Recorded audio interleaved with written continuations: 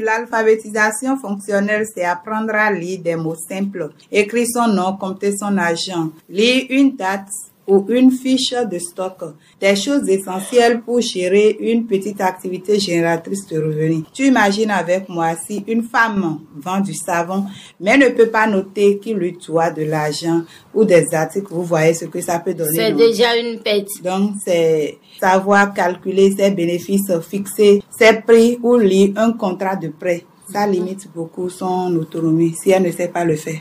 Ce fait limite beaucoup l'autonomisation des femmes. Dame Francine, qu'en pensez-vous?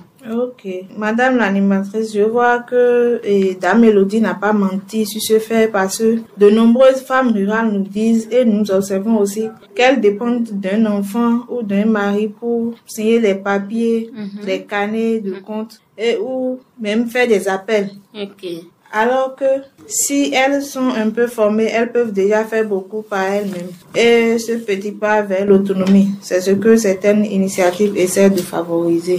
Je partage votre avis et pour illustrer vos arguments, je dirais qu'il y a des femmes, vous m'excusez, qui ne savent même pas manipuler leur propre téléphone. Pour prendre de simples appels, c'est un souci. C'est-à-dire que le téléphone devient un handicap pour elles et elles dépendent de quelqu'un, d'un proche ou de leur enfant pour pouvoir gérer les appels. Aussi, pour faire des opérations Momo, par exemple, elles dépendent nécessairement de quelqu'un, d'un proche ou d'un enfant. Ce qui pouvait être fait si tout simplement elles étaient alphabétisées. Oui, vous n'avez pas menti. Ce que vous venez de dire m'a rappelé une petite histoire dont je voulais partager avec vous sur ce plateau. Super. Il y a une dame dans mon quartier qui n'a pas eu la chance d'aller à l'école.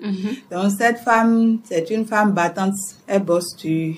Elle économise dans sa maison. Maintenant, elle s'est rendue compte que ses enfants lui volent un peu d'argent. Elle a décidé d'économiser sur son compte Momo. Et comme elle ne sait pas lire ni écrire pour aller là-bas et dire son numéro pour qu'on lui fasse le dépôt là, elle a décidé de dire à son petit garçon de souvent aller lui faire le dépôt. Quand la maman lui remet 2000 francs ou bien 5000 francs là, elle prend 2 cailloux ou bien 5 cailloux pour mettre dans la boîte pour enfermer. Donc, la dame fait à chaque fois.